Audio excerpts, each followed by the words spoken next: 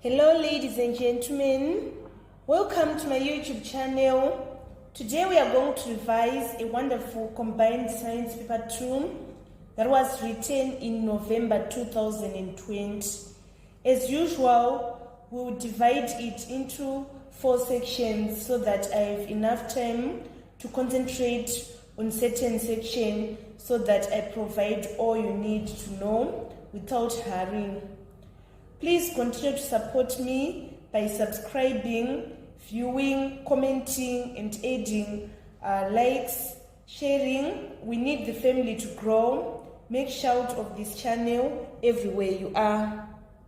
Today we are going to revise section A of Combined Science Paper 2 that was written in November 2020.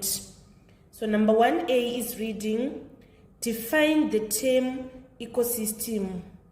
So ecosystem is a community or a group of living organisms that live in and interact with each other in a specific environment. Let me repeat the definition again. Ecosystem is a community or a group of living organisms that live in and interact with each other in a specific environment. So you should know that we have natural ecosystem and also the man-made ecosystem, which is also known as artificial ecosystem. So the examples of artificial ecosystem, we have farms, villages, towns, lakes, and game parks. And then the examples of natural ecosystem, we have oceans and forests. Let us move on to part B. We are supposed to state N2 physical components of an ecosystem. So this question is usually examined in paper 1. I've seen it in November 2020 paper 1, June 2020 paper 1. Make sure that you can distinguish between biological and physical components of ecosystem. So the physical components, these are non-living parts of the environment. We include abiotic variables such as air, water, soil, light, temperature, and climate. Let us move on to part C. We're supposed to draw a food chain with 3 trophic levels involving named organisms. So when drawing a food chain, always start with a producer, followed by a herbivore, which is known as primary consumer. And then after primary consumer, we are going to write about the carnivore, which is known as secondary consumer. And then lastly, the tertiary consumer, which is going to feed on the secondary consumer. So first we are going to write grass on our first level. So we write grass, and then we are going to have a zebra feeding on grass, and then after that we are going to have a lion feeding on zebra. So in this question we're supposed to give 3 trophic levels, which we have managed to do. By doing this, you obtain all the marks on part C. Let us move on to part D. This question is ending at part C. So I'm going to summarize number 1. On number 1A, we're supposed to define the term ecosystem. It is a community or a group of living organisms that live in and interact with each other in a specific environment. And then on part B, we're supposed to state N2 physical components of an ecosystem. There are so many examples of physical components of an ecosystem. I've listed some of the examples, but in this question, candidates were just required to state N2 from all these components which I've listed. And then on part C, we're supposed to draw a food chain with 3 trophic levels involving named organism. So at first I write grass, zebra is going to feed on grass, and then lion is going to feed on zebra. Let us move on to number 2. Number 2, Fig 2.1 shows a cell membrane separating water and sugar solution. We're supposed to explain how osmosis occurs. So first I'm going to define what is osmosis. Osmosis is movement of water molecules from the region of higher concentration to region of low concentration through a semi-permeable membrane. So here we are going to explain what is going to happen here. Water is going to enter the sugar solution from the outside environment, because here we are having a higher water concentration. It is going to go to the sugar solution, which have the lower concentration, through a semi-permeable membrane. So when you are saying semi-permeable membrane, it means that the membrane is going to select the materials that is going to pass through it. Not all the materials are going to pass through the membrane, but it is going to select others while it's leaving others. That is how we are going to explain the semi-permeable membrane. And then on part 2, we're supposed to define the term diffusion. Diffusion is the movement of molecules from the region of higher concentration to the region of lower concentration down a concentration gradient. Part B, blood circulating around the body has plasma, water, platelets, glucose, red blood cells, carbon dioxide, oxygen, and white blood cells. We're supposed to select 2 substances that are needed by respiring cells. So we are going to select glucose and oxygen. You should always remember the word equation for respiration. It is summarized as GOKWE. Here we are saying that glucose is going to react with oxygen in order to give us carbon dioxide plus water plus energy. Let us move on to B part 2. Then in B part 2, we are supposed to state the component of blood responsible for blood clotting. So in general, you should know the 4 components of blood that we have. We have red blood cells, white blood cells, platelets, and plasma. The one that is responsible for blood clotting is blood platelets. And then on part C, we're supposed to explain the importance of blood clotting. Blood clotting prevents excessive bleeding when blood vessel is injured. So did you notice it before that when you are injured, you are going to bleed for a very short period of time? After that, there is a water fluid that is going to be released instead of blood. When you notice that in the future, just know that blood platelets will be doing their work. So I'm going to summarize the answers on number 2 before going on to number 3. So on number 2, we're supposed to explain how osmosis occurs. Water is going to enter the sugar solution. It moves from higher concentration, that is outside the cell membrane, to a lower concentration, that is the sugar solution, that is inside the membrane, through a semi-permeable membrane. And then on part 2, we're supposed to define the term diffusion. It is the movement of molecules from the region of higher concentration to region of lower concentration down a concentration gradient. And then the 2 substances that are needed by respiring cells, we have glucose and oxygen. And then the blood platelets are responsible for blood clotting. And then blood clotting is important as it prevents excessive bleeding when blood vessel is injured. Let us move on to the chemistry section. On number 3, it is reading, sulfur dioxide reacts with oxygen to form sulfur trioxide during the manufacture of sulfuric acid as shown in the equation. State the oxidation state of sulfur in sulfur trioxide. So this sulfur trioxide is going to be in gaseous form when we are doing the contact process.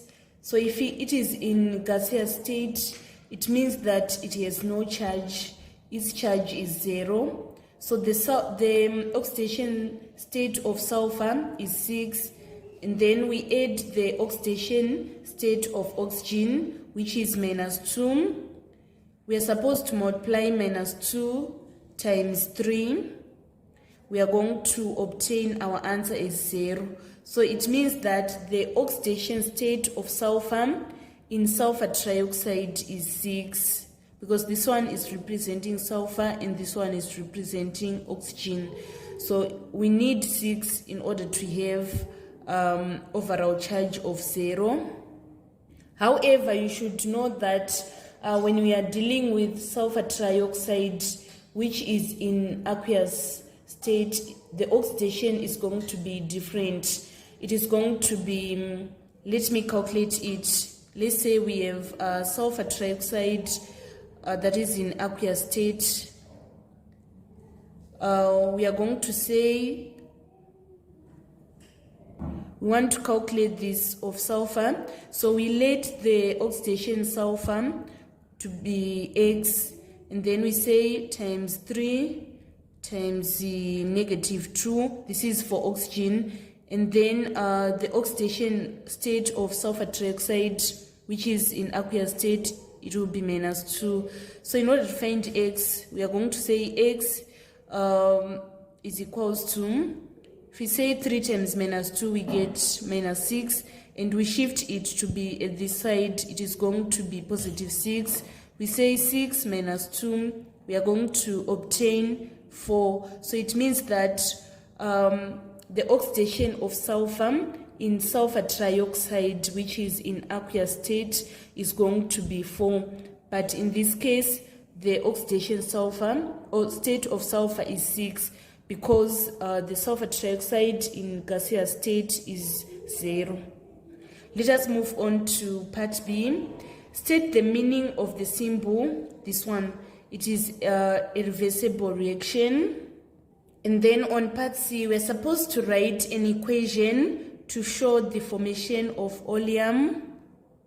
So in this question, they didn't specify word equation or a chemical equation. So either you write the word equation or you write the chemical equation, you're going to obtain all the marks.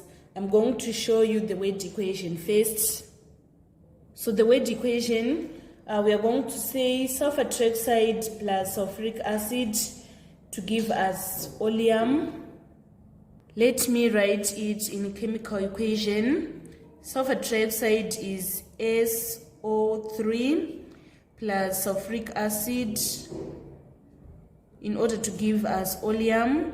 So oleum have got 2 hydrogen, and then it has got 2 sulfurs, and then finally we say 3 plus 4 oxygen in order to get 7. So this is the equation for formation of oleum in the contact process. And then on part D, we are supposed to state N2 industrial uses of sulfuric acid. The major use of sulfuric acid in industries is in the production of phosphate fertilizers. Sulfuric acid is also used as a detergent and a cleaning agent. It is also used in the production of explosives. It is used in the production of dyes. It is used in the production of petroleum products. And also it is used in the wastewater treatment. So this was the complete solution for number 3. On number 3A, we're supposed to state the oxidation state of sulfur in sulfur trioxide. So this is how we work it out.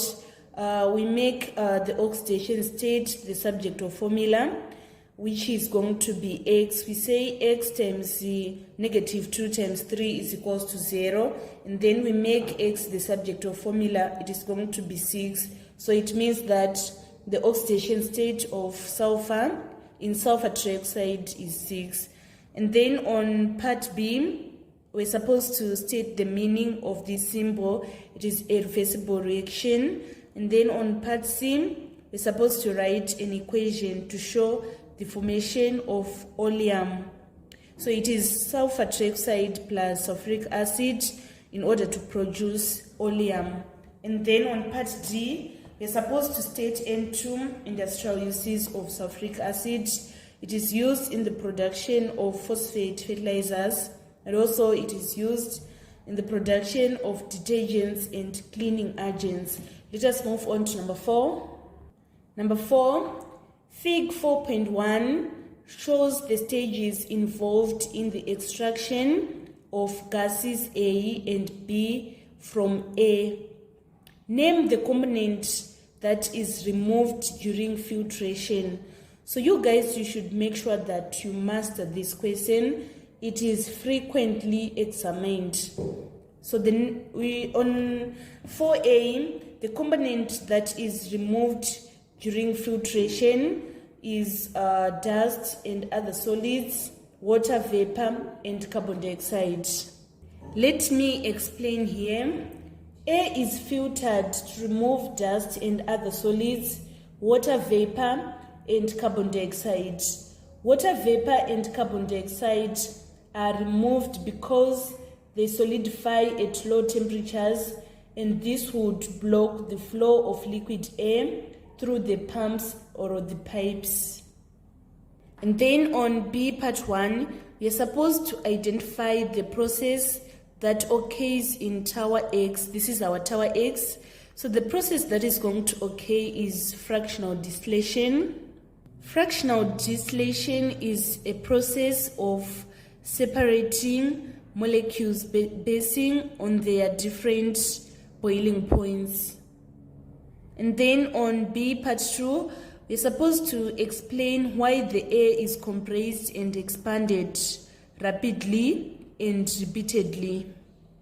So compressed air is going to be cooled and then allowed to expand rapidly, which cools it further until it is liquefied. And then on part C, we're supposed to explain why gas A is collected first. So in fractional distillation, liquid having a lower boiling point is going to distill first.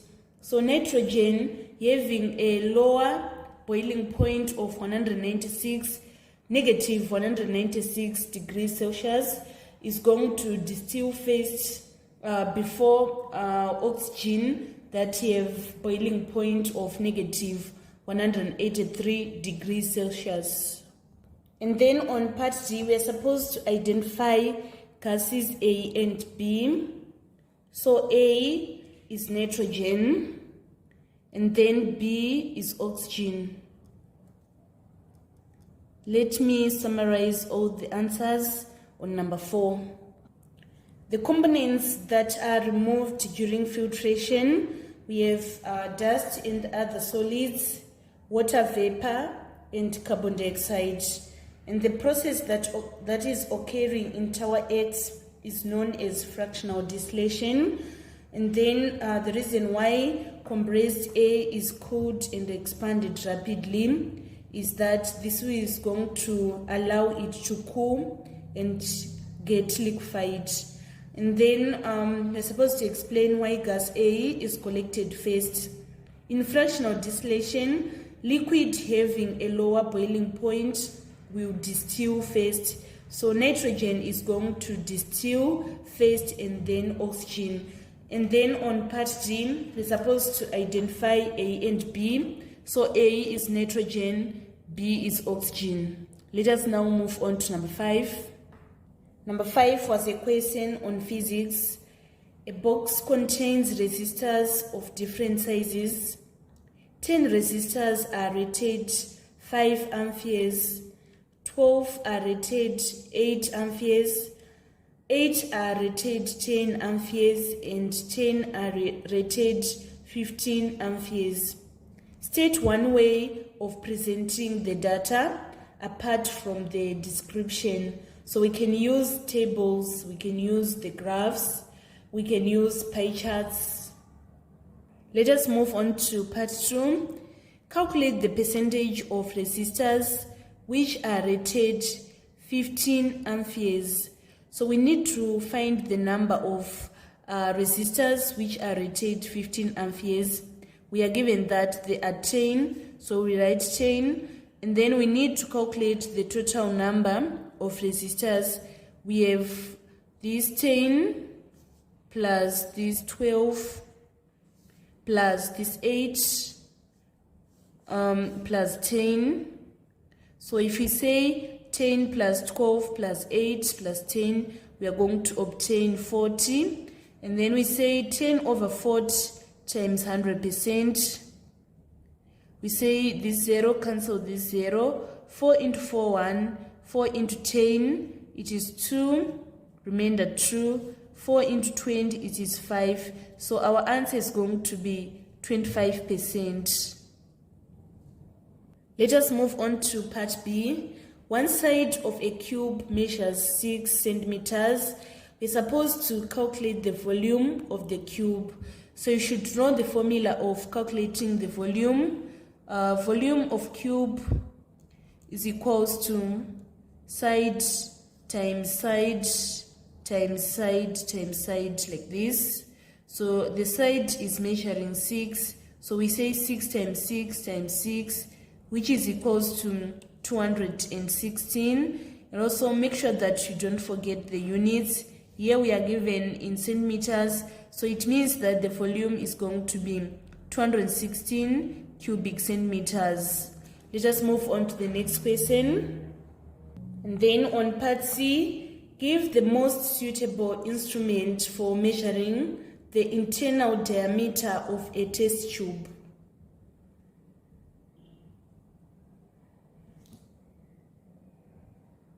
So we measure the internal diameter of a test tube using a vernier caliper. And then in order to measure the external diameter of a wire, we need what is known as micrometer screw gauge. Let me summarize the answers on number 5.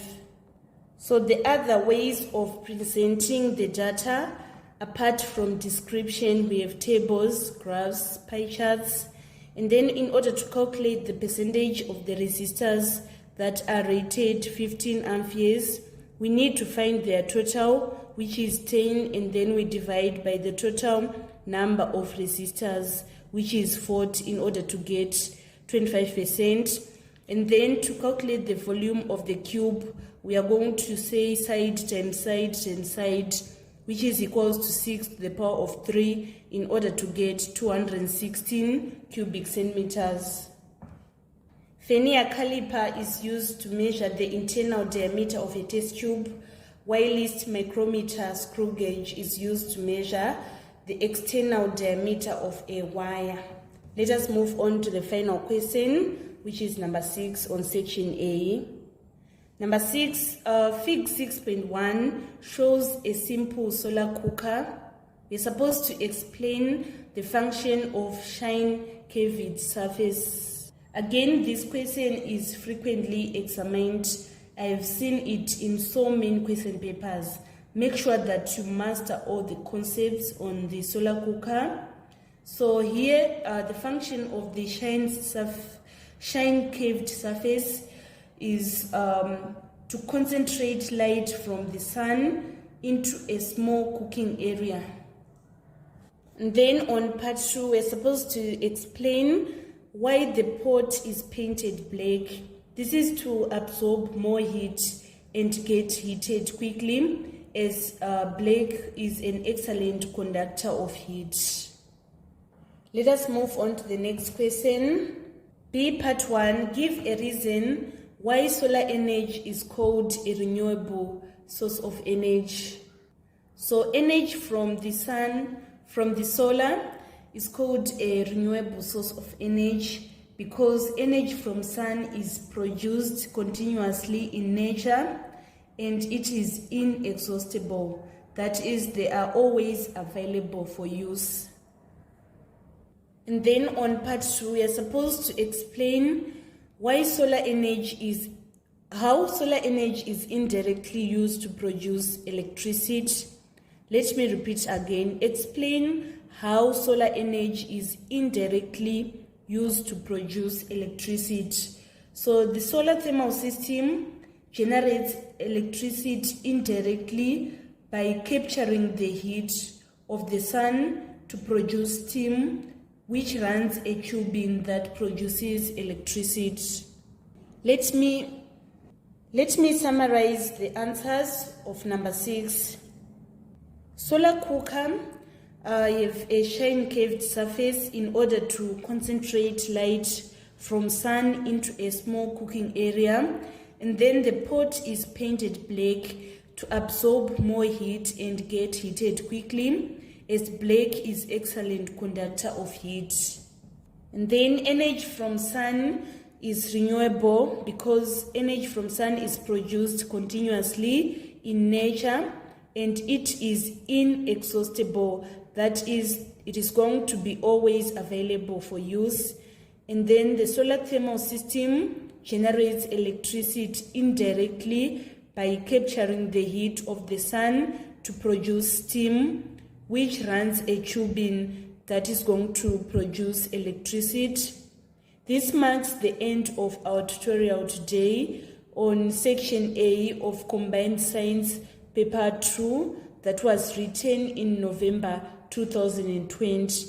Thank you so much, guys, for following me on this channel. Please don't forget to subscribe, like, and share my videos. I love you all. This is Eve signing out. Let's meet again in section B.